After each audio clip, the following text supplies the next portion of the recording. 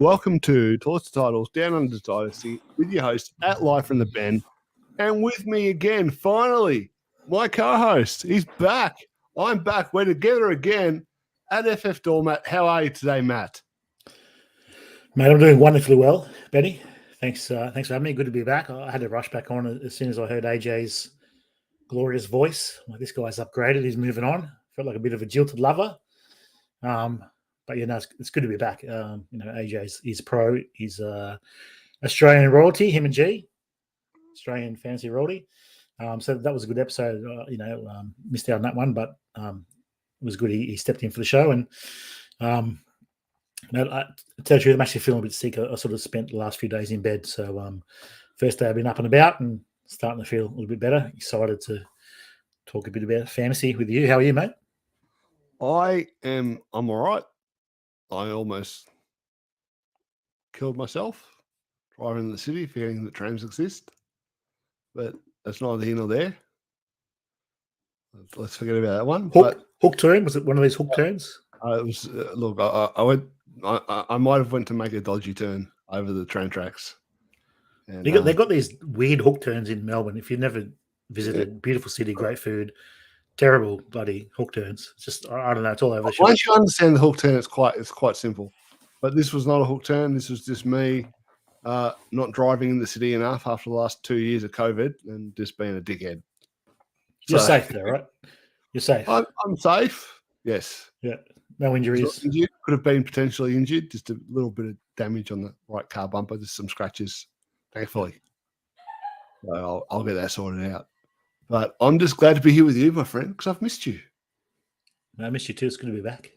It's been a while. It's been a minute. Want to, give you a hold and a cuddle and tickle you can, and yeah, get in line, mate. So, I mean, even though I talked about it with AJ, I don't think that I can move on without getting your take on some of the changes that happened in free agency. So just a couple of changes. Yeah, we'll try and do this rapid fire, but I need to know what the doormat thinks, right? Because it's important to me. It's just so you can try and trade me, right? Get the info. Not at all, mate. Info. Not at all. I've stopped trying to trade with you. It's like fucking pulling teeth, mate. I'm just giving up. Never. I'm a gentleman.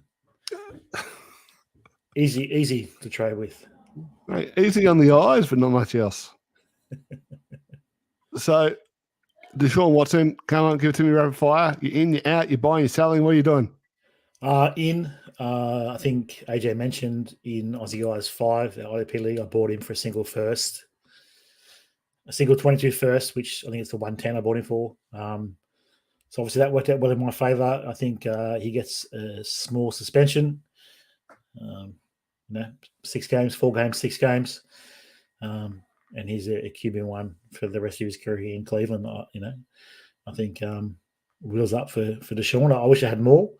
I do like to take that risk. Not it's not a. Everyone does it, right? We all take this risk. I think the same with Tyreek Hill when he was suspended. I'm just one of those guys that like to take risks. Sometimes it bites you in the backside. Sometimes it works out. This is just one of those ones that worked out for me. But yeah, I think he's a QB1 in Cleveland for however long he's there. But are you buying anymore? You're not going to go and trade. Are you going to go trade for him right now? Look, if I had a Murray, I might try and do that trade if I can get. It's probably a straight swap, or maybe you a slight upgrade with a suspension. I wouldn't be trying to buy him with picks or anything like that. I think his prices are probably way too high. Might be a good time to sell. Okay, makes sense. Fair enough. Russell Wilson, give it to me. Sock it to me. Russell Wilson, I think he's someone I'd probably try and buy. He's a bit on the older side, so he's not going to be as ridiculous as Deshaun. So I think, a little bit cheap price range, you get that bit of age discount, and you're still getting a top end QB talent, and he's got that bad taste in your mouth from those last couple of years where he was injured or he just didn't perform well when Seattle decided just to run the ball. But I think that's not going to happen at Denver. So he's the one I think I'd be, buying high, but I'd be happy to pay a bit more because I think you get that certainty, and you're not paying Deshaun prices. I think I wouldn't anyway. Carson Wentz, Philly. What are you doing? Sorry, Washington, not back to Philly. Washington Commanders. Yeah. Washington Commanders. Oh, definitely a buy. I think he's just so underrated. Everyone hates him. You can get him for nothing. You probably give someone 2 sevens and they're taking it. It seems like I think he was solid. Fantasy wise, maybe not in the field he wasn't, but fantasy wise he was solid. He's probably going to be a mid 2, late 2. And he's a if you have a good schedule, Superflex, he's still like a early 2, late 1. No, he's going to be a QB 2. I think he's going to be a QB 2. He's going to be like a mid to late QB 2. Apologies. Yeah, that's right. Yeah, 112 this year. I'd be happy to, if you need a quarterback in the Superflex, I'd be happy to part with that for someone who can cover you. You can slot him in on a good week. I think he's in a bad situation there, and just so much hate. It's a good time to buy. Matt Ryan, Colts. What are you feeling? He just got traded in console wars for 2 seconds, I think. Oh, look, I like that. If you can get 2 seconds for Matt Ryan, I think again he's a bit older. I like the Colts. I guess you got to just see how he fits in that system, but I think it's probably going to be a better situation than Atlanta with just Kyle Pitts last year. Not much else. So yeah, new place for him. I think he's a proven fantasy performer. If I had 2 seconds and I needed a quarterback, I'm happy to ship him for Matt Ryan. Too late first too. And what do you think about the wide receiver trades? The Devonta Adams trade, Tyreek Hill. How you feeling? What are you doing? Yeah, look, I don't mind them both, but I think they both probably take a bit of a downfall. I think they'll be fine fantasy assets, but just not as good. I think Devontae out of Green Bay, he's got Renfro, Carr, you got Pitts there, a lot more competition. Not Pitts, you got Waller there, a lot more competition for targets. Still going to be a stud, but he's getting on a little bit now. I think he's 29 next year, 28, 29. He's getting on.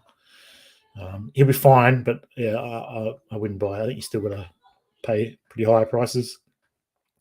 Tyreek Hill, he sort of worries me. I think he'll be fine for NFL. I think he'll calm down, George. He'll be fine in Miami, but in terms of fantasy, I think Waddle's a bit of a superstar. Be interesting to see how he fits in that system. Talent's great, but I'm just not too sure, what he's going to look like without Patrick Mahomes and Kelsey on the field with him. So not buying Tyreek Hill, not buying Devontae. If you can get Waddle for a discount, would you buy him? Yes. Yeah, I think that's the move. I think if you can get Waddle for a discount, I think that now's the time to jump. I think young wide receiver, it looked great last year. He could look even better with Tyreek Hill drawing away some of that coverage. So I like that move. So are there any other free agency moves, big moves that you want to comment on before we move on? There's so many. Tom Brady coming back. I guess it's not really free agency, but that's a pretty good move. I think that's most of them. Would you pay a late first for Tom Brady? Would you pay the 1.12 for Tom Brady if you're a contender? If I was desperate for a QB, I would. I'd try and trade the second, but if maybe I had Roethlisberger as my second QB, and I won the league, I'd make that move. All right. He's gonna be a QB1, right? This year. But is he? Are you sure? He could go Peyton Manning and just fall off a cliff week 4. We don't know. Could do. I've been saying that for how many years now, though? Hey, if I keep saying it's going to be right eventually. They got the gang back together.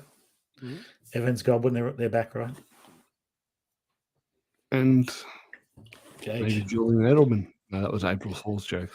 But yeah. So is that it for Freya? And there's nobody else you want to touch on? Who else Because is then there? we can move on to the art of the trade. Art of the trade.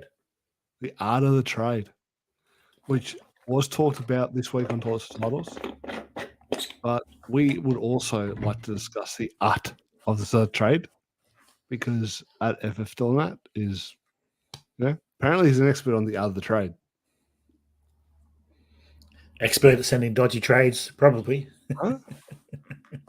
I mean, you tell me, sir. What is your trading philosophy? Yeah, look, I'm not sure if I have a trading philosophy. There's no right or wrong. There's a couple of wrongs, I guess, but everyone's got their own way to do it. It probably for me it differs between owners, right? Sometimes you smell a bit of blood in the water. You see someone who's maybe they're a bit emotional, or they've got a bit of rookie fever, or they're just a bit of an experienced owner. For them, I'm going to try and send some low ball offers. I've just seen so many leagues where I haven't done that. You try and be nice to these new owners sometimes, and then someone else just takes them for everything. So I think I've learned over the years sometimes it's okay, right, to be that guy to take it. But generally with most people, right, there's just so much information out there. There's so many smart owners. A lot of people smarter than me that I play leagues with, such as yourself, Benny. So for those people, I object. There's nobody smarter than you, my friend. For those people, I'll try and good on you. I shouldn't have stopped you. Give me a wrap. I should have let you go. You should let me go. Now the rope's over. It's finished. There's no wrap. It's finished now. I have my chance. Yeah. But okay. So what is your trade though with an owner that you know to be a knowledgeable owner? I think now play fantasy football with somebody like a Mick Travers or a Scott T. Smart, yeah, it's actually funny. I was thinking of Mick actually when I was thinking about this because everyone's got their own little things they like, and so which players people like. I think Mick's a big fan of Mick Baker, or used to be. Sorry, Baker Mayfield, and I think he likes his picks, right? So for someone like that, I'd probably try and work in a trade of someone he likes with his picks. Scotty T, we played a few leagues. You see who he likes. He likes his Justin Fields and whatnot. So that's where I'll be trying to, you get a bit of knowledge of these people if you're playing a few leagues with them. But in general terms, I like to look at their squads first and see where I can make an offer. I think it's something George mentioned that he likes to do on the trading blitz or the dynasty blitz. But basically, he was saying he likes to get strengths from his side and try and give it weaknesses from others. I don't do that. I just look at their side and say, look, if they need something, then I'll try and give them that. But not always, because then you limit yourself, right? Some people they couldn't care less if they've only got one QB when there's still 6 months to play. So it's not always that. But yeah, I'll try and look at their squad, see if I can offer them something they haven't got, and then I'll try and give my best offer first. I think that's when you're in these long-term leagues, you've got these owners who are pretty smart. You can't really take them for you can't take advantage of them or anything like that. They're pretty cluey. I'll try and give my best offer first. I think I used to try and add a second, try and add a third or whatnot, but now I'm just trying to send my best offer every time.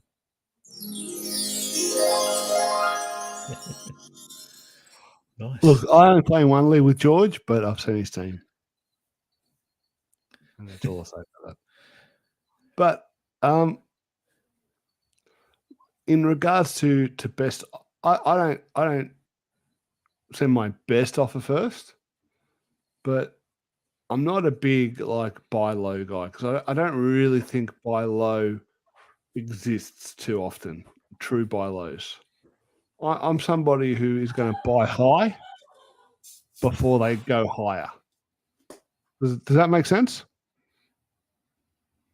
I think so. I'm looking at guys I think are going to exceed their ADP and their value, go to another level, and I'm trying to buy them before they get to that level, even if I have to go overs. And quite often, my offer will be probably 25% less than what I will ultimately pay. If I have to pay a first and a second, I'm probably going to send like a first and a fourth, or a first and a third. So if I buy on that first.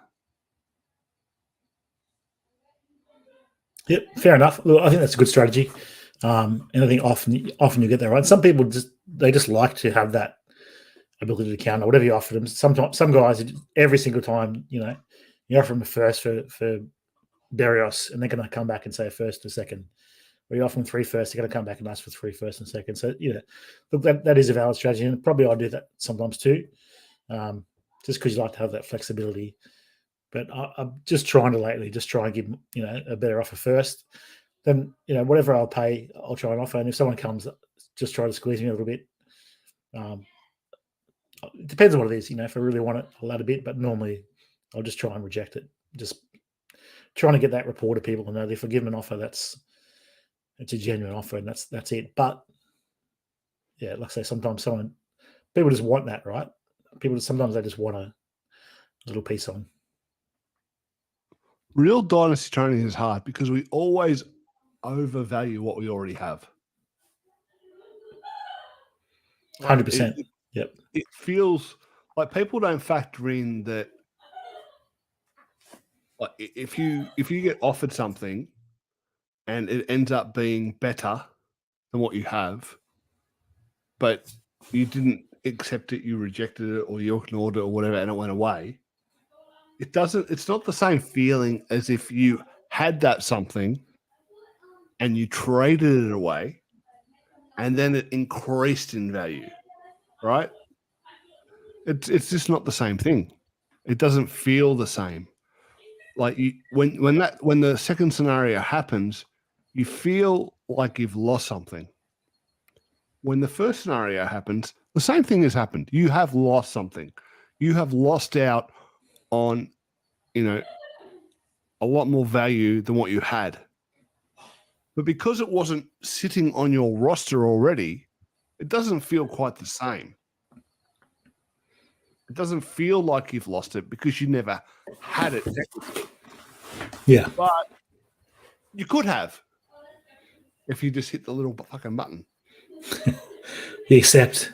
Yeah, I think sometimes too, right? Some of these guys, we sit them for a year or so, or like Diggs. I think I had a couple of shares of Diggs, and I was waiting, and sold him pretty cheap, and then he exploded. Buffalo decided to throw it 7,000 times, and I got burnt with that one. So that's one of those ones where, probably the opposites happen, but you don't remember it so much because it's because you didn't actually have that player. So I see what you're saying there. Of course, you see what I'm saying. I'm a smoke eye. What about Yeah. You go. No, you tell me. What about? I was going to get your take on trade calculators. Do you use trade calculators? Are you for tool? How do you? I know you're a big fan of the Dynasty trade calculator. I subscribe to the Dynasty Trade Calculator. It is not indoctrinated into me. I do not send screenshots to people telling them how fair the trade offer is, because it's fair in the Dynasty Trade Calculator.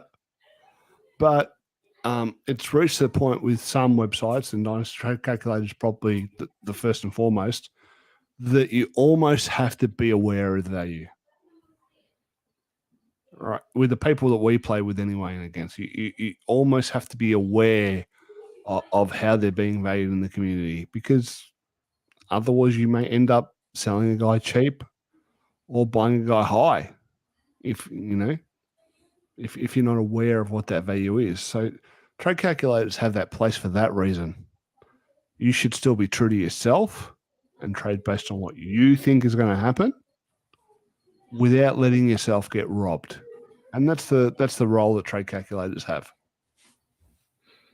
Yeah, look, I think that's good advice. I think a lot of people are quick to poo-poo them, but I think one, it just gives you a ballpark too, right, of where you are in value. You know, if you're thinking of making an offer and then you're not even close to the value, then don't send it. But definitely, I think it just gives you that sort of gut check of what other people think. You always overvalue your own players. You're the one who's drafted them. You've traded up to get them, whatever. So it's good to get that sort of feedback, that bit of backup, that what you think's right, or maybe like you say, you undervalue someone, sell them too cheaply. Also, I think it's good too. Sometimes people will let out what trade calculator they use. They use Dynasty Nerds calculator. They use Keep Trade Cut. They use the free one. It's a free one you can get, PTC as well. And they all have the secrecies, and that's something you can take advantage of too. If you someone loves these calculators, maybe you can work that in your advantage too.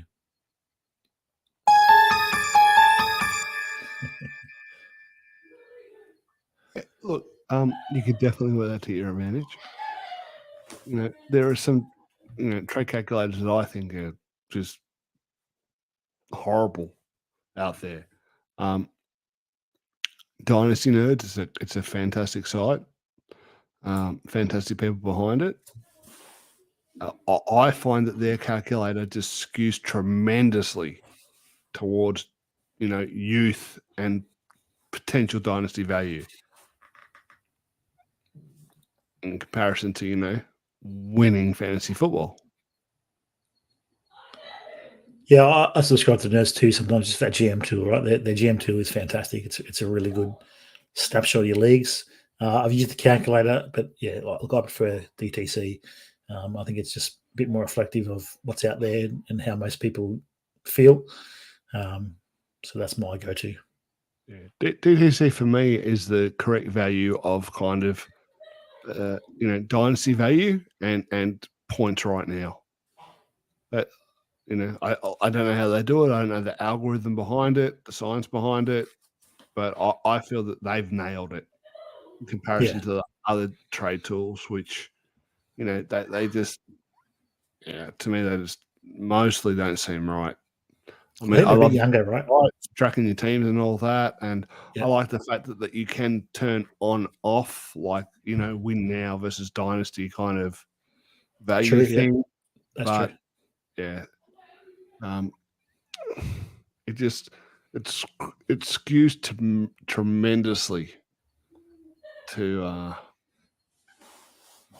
use. Yeah, so you can, like I said, you can use that to your advantage, right? If you know someone's uses that calculator, happy days. Send them your youth and take your studs, win a few leagues.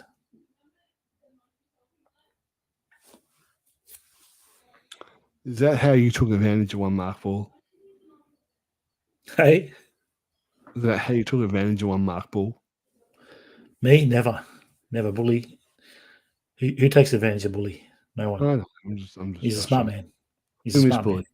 That's what we tell him anyway, to his face. Yeah. Well, always say behind his back.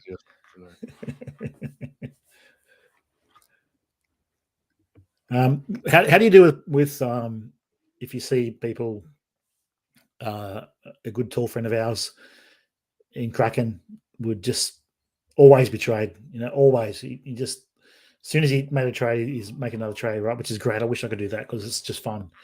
But when you see these people turning over their sides, offering trades left, right, and center, always be trading, that sort of thing, sometimes you get a bit of fear of missing out. Is that something you're into? Are you always setting offers all the time, or are you a bit more?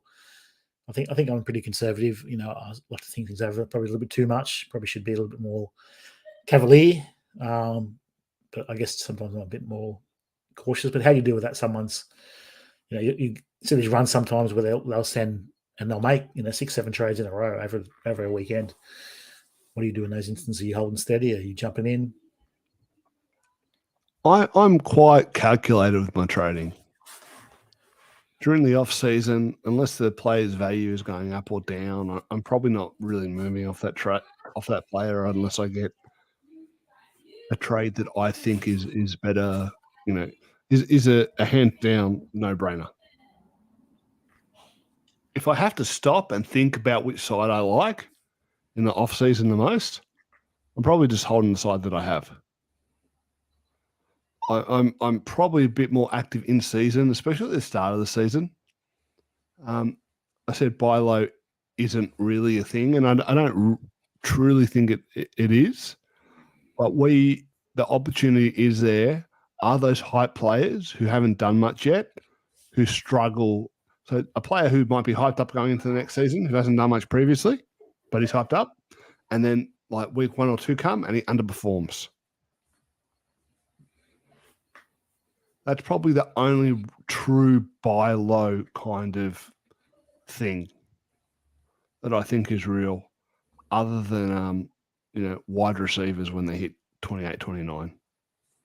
And even those wide receivers, when I say you're buying low on them, you're buying low on them in comparison to their production.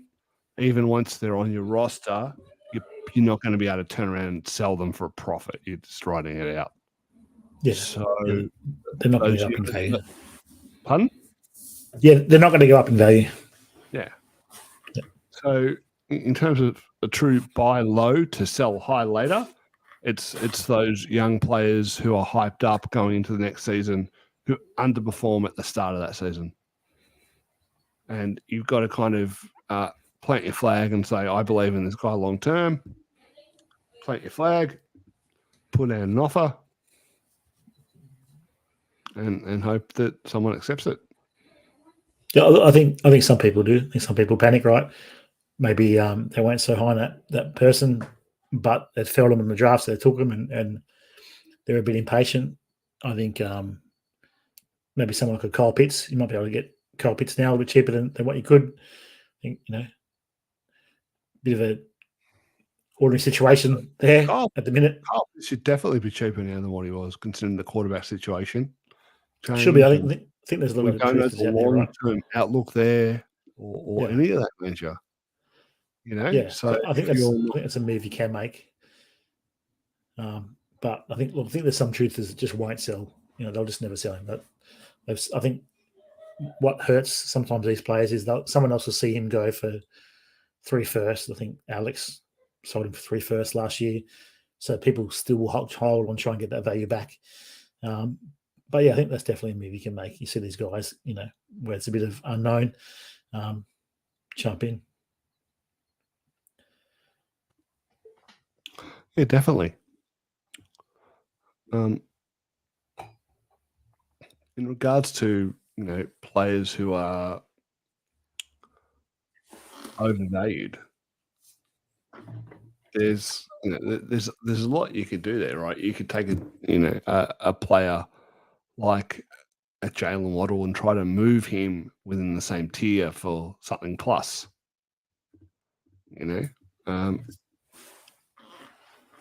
What would you do with a Jalen Waddle in a trade? Are you just holding him, or are you going to try to move in the tier and get something?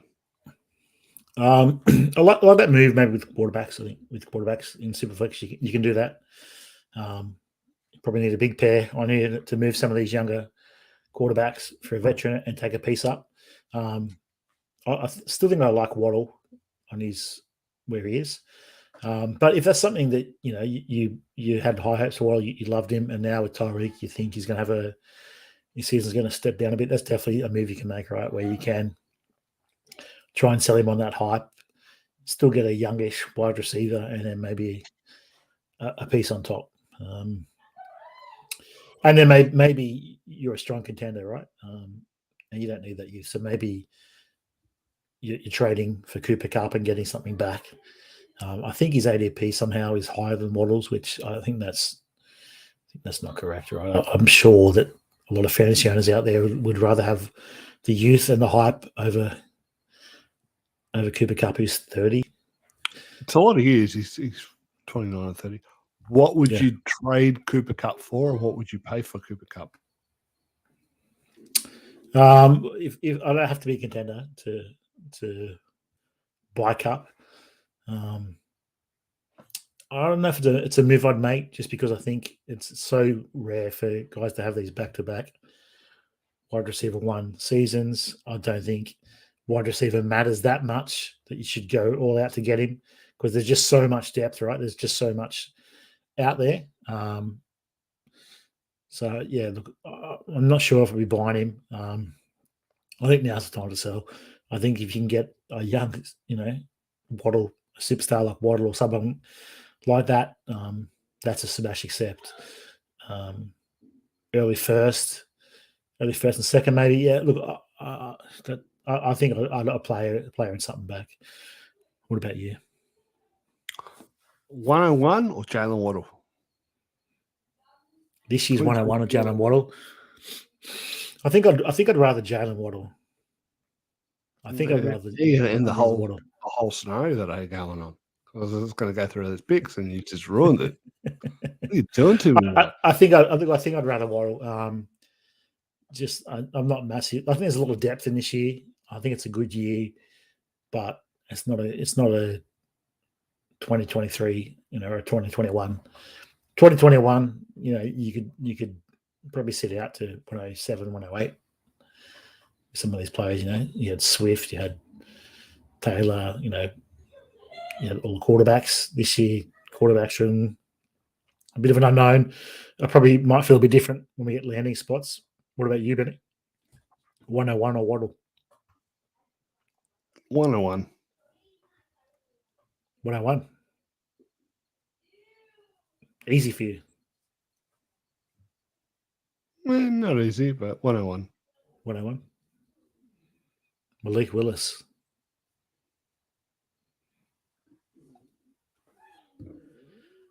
You'd rather have Malik Willis? Who's the Malik Willis? Maybe I'm saying Bryce Hall. Maybe I'm saying Trail. Who knows what I'm saying? Yeah, Kenny Pickett. Kenny Pickett. You heard it here first, guys. You don't need to worry about Kenny Pickett. No, not Kenny Pickett. No. But look, the top of this year's draft, I feel like it's like a four. There's guys like, to me, Malik Willis, Breece Hall, Garrett Wilson, Traylon Burks. They're all kind of together for me. Yeah, I think there's, like I said, there's a lot of guys that I'm high on. I like them, but there's no one who's massively, yet. We've got to see, where they go. Draft capital is going to mean a lot, where they land too, right? You can see who lands at the Chiefs, whether they get someone early. If they trade up to take someone, it could change how I feel. But yeah, for now, I think I'd still rather Waddle. What's the latest 2022 pick you would trade for a random 23 first? So latest 22 first, you would trade for a random 23 first. Look,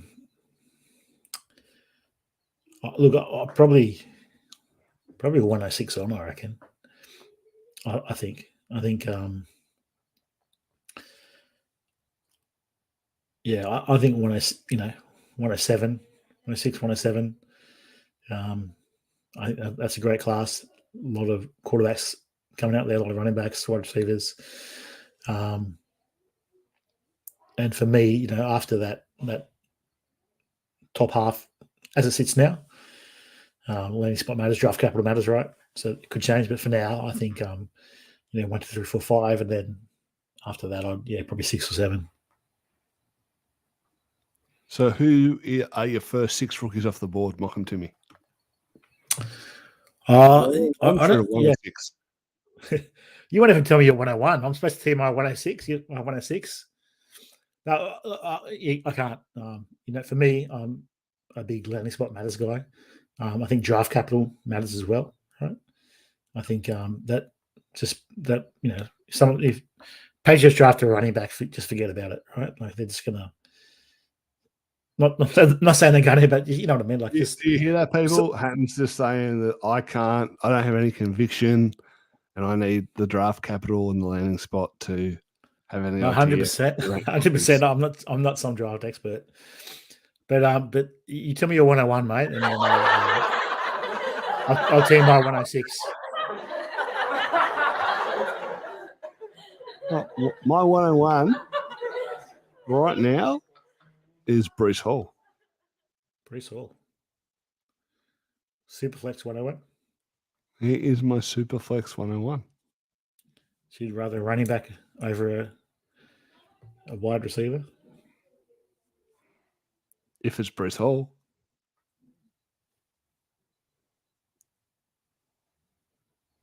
I think you could get a good, you could get a good wide receiver at 108. Yeah, look, I think that's what I said earlier, right? Sometimes there's just so many wide receivers, right? Sometimes that just doesn't matter. It's great to have these young wide receiver superstars, but you're probably fine with a Deontay Johnson. Would you take what's the point? over anyone in this class? But you've got to wait a year for Bijan. You could draft him right now over anyone here. You've got the 101. Yeah, look, if I was not a win now, I would. Yep. I think I would. You've got the 101 because you earned the 101 because your team's shit. Should be familiar position for you. No, I'm kidding. Yeah. But so you would take Bijan? I think I would. I think there's just so much hype about that class. I'm happy to wait if my side's already ordinary and take less potential points. Get another early pick. I say that now, but I would take Bijan just because of the hype. That's really the only reason. Like, I mean, Saquon Barkley was an all-time prospect. Saquon Barkley's only, 24 now, turning 25? And already... He's ancient. The flower, the bloom has gone off the flower that is Saquon Barkley. And all the hype around Bijan, he only needs to go to a spot with another solid running back for people to reverse course on him.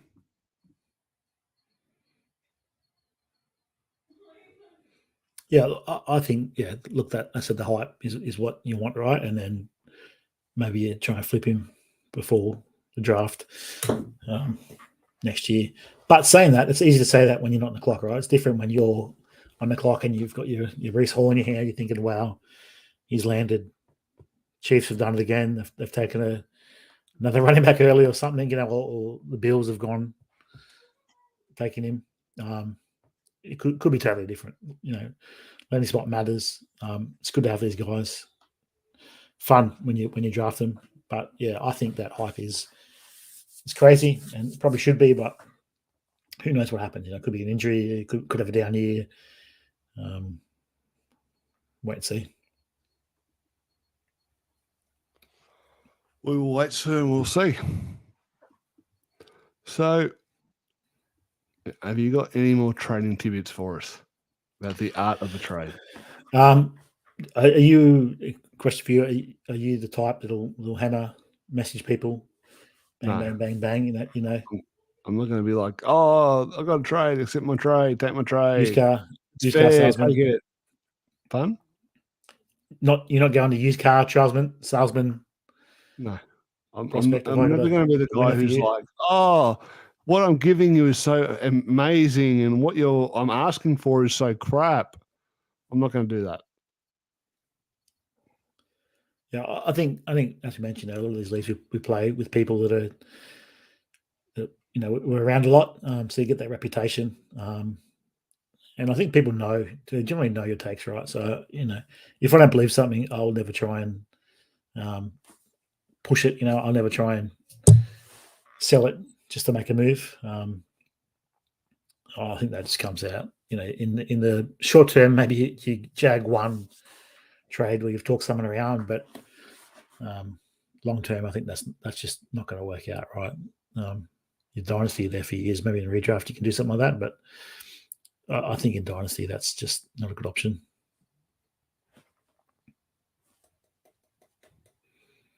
I think the last one too I had was just know your league, right? The first article I wrote for Towards the Title and the only was know your league mates. So some leagues, I think one league I was in, we had like 3 trades all year, and 2 of them were me. Or I think we had 4 trades and 3 of them were me, something like that. So in that league, it's going to be completely different to another trade, another league where you might have 1 million trades, right? You can probably be more cavalier. So that's the only tip I'd say. Just know your league settings, know your league mates, and probably don't worry too much about position limits and roster.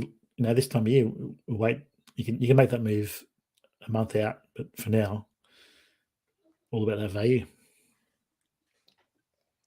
Now, one of my last questions is: when is the Titles Dynasty League kicking off? We've got to fill it. Commissioner of the league. I don't know the rules. I don't know the buying. I don't know nothing. That's all. Read the rules, mate. That's your 101. What's everyone asks you a question? What do you read the rules? It's there in the bylaws. What do I need to read the rules for? We're right here, right now.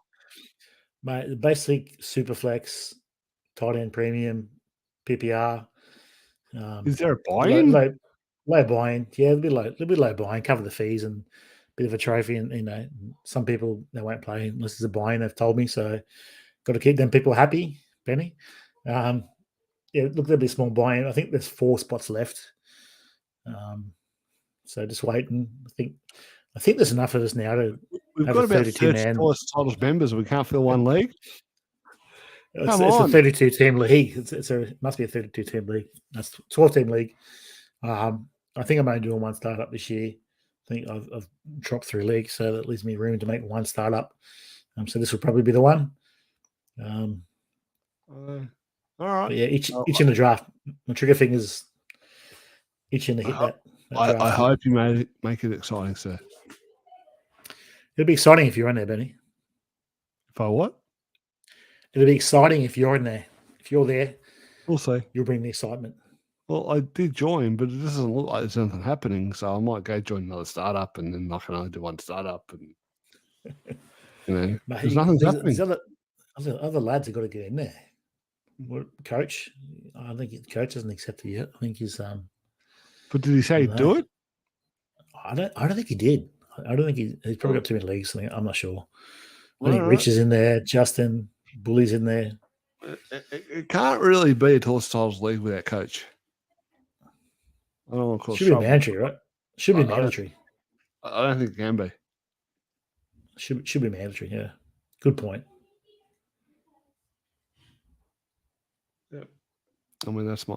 We need coach. I don't know. He only really joins leagues where the buy-in's like $500 and the payout's like $10,000. But unless he's there, it's not really a Titles Dynasty League. Yeah, it's got to be a spot for coach. Good, get on him. Get on him to join, mate. I think Nuno jumped on. I think UT member joined and jumped on. So a couple more spots and we're ready to go. Be heaps of content there.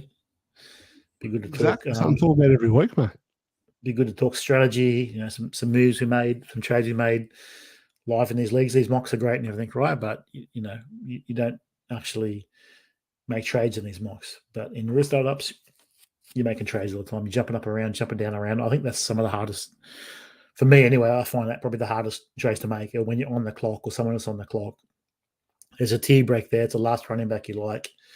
What are you going to give up to move up? I think that's for me is a hard one. So that's something that we can sort of, pull back the curtain and show people how the sausage is made, what we do and what worked and what didn't work. So yeah, hopefully we can make it happen. Stream all stream.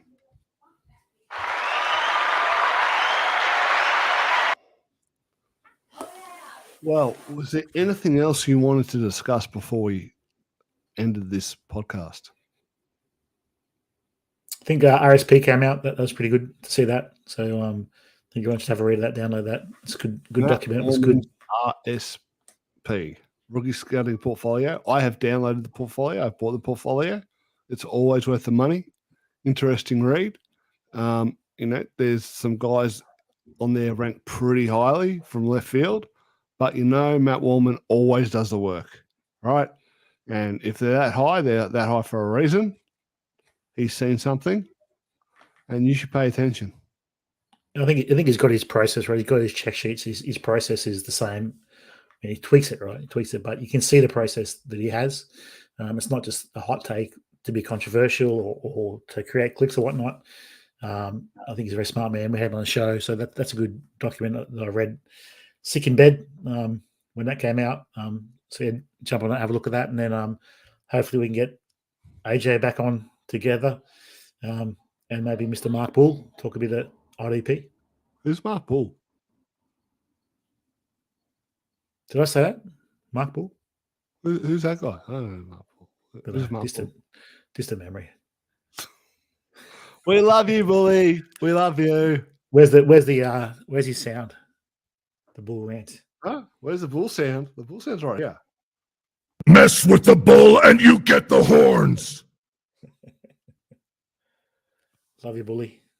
Love you, Bully. Yep. Well, he's got to get back on.